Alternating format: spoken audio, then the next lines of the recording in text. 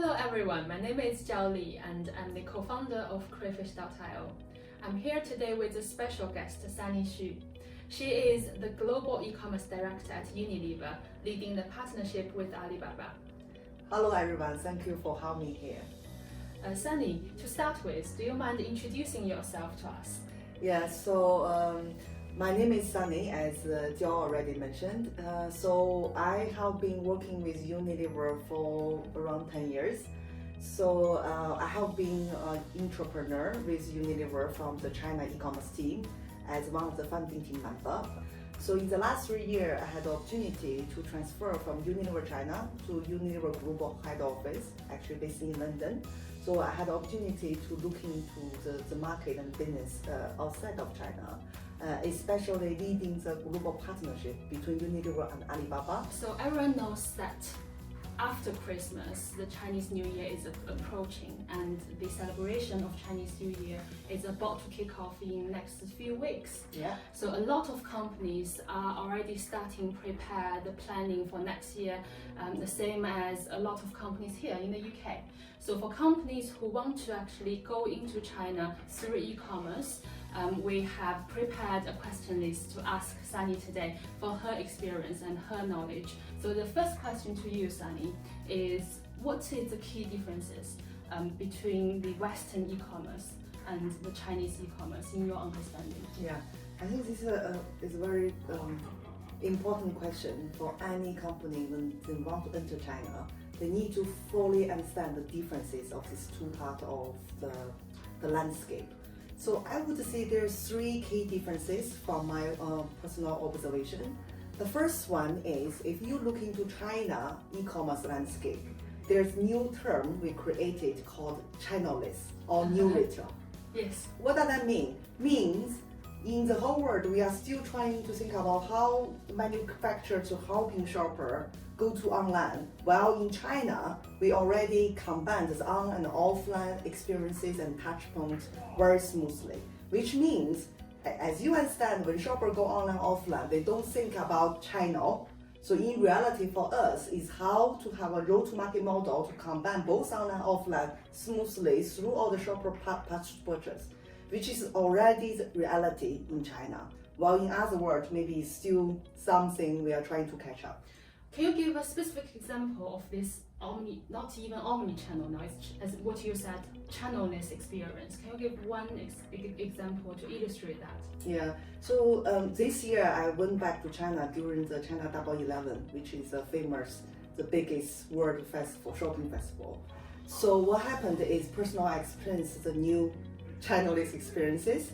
So when you enter Alibaba, the Taobao app, so there is a new, I would say, entrance button is 淘鲜达. So you click this button, actually it's in the homepage of Taobao app. So you can actually enter this page and find what is your nearby community store. Take example, there's 7-Eleven close to where I live, so I can click, enter the 7-Eleven and find the product, 7-Eleven helping me to deliver to my home.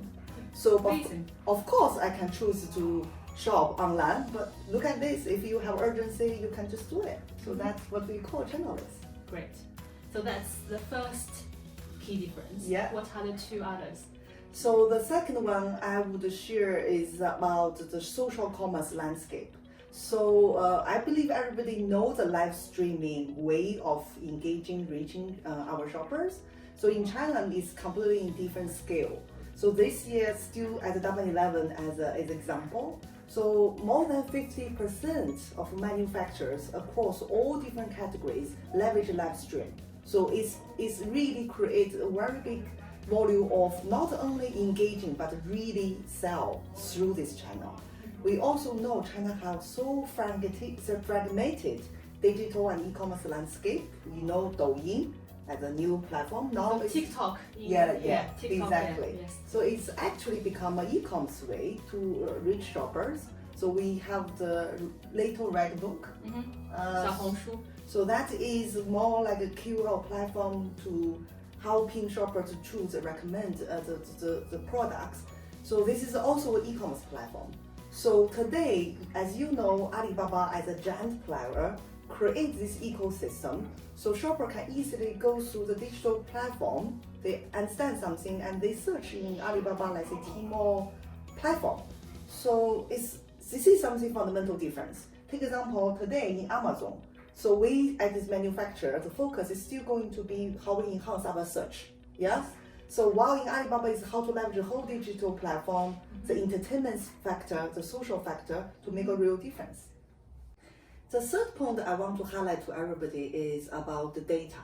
So if you look into the China e-commerce landscape, so very typical example from Alibaba platform. So they actually create lots of data capabilities and tools open to manufacturer and brand like Unilever, actually open to any brand who open their store within the Alibaba landscape. So under this, the brand to access so much amount of data. So the question is how we actually establish our capability to use this data to design the right portfolio, right content, right media strategy. So that requires lots of local expertise on building their data analytic capability and data-driven decision. I would say that's something fundamental difference versus with some other platform in the Western world, which they kind of protecting data, they not really have the access to data as any brand we can access in the China landscape. Yes.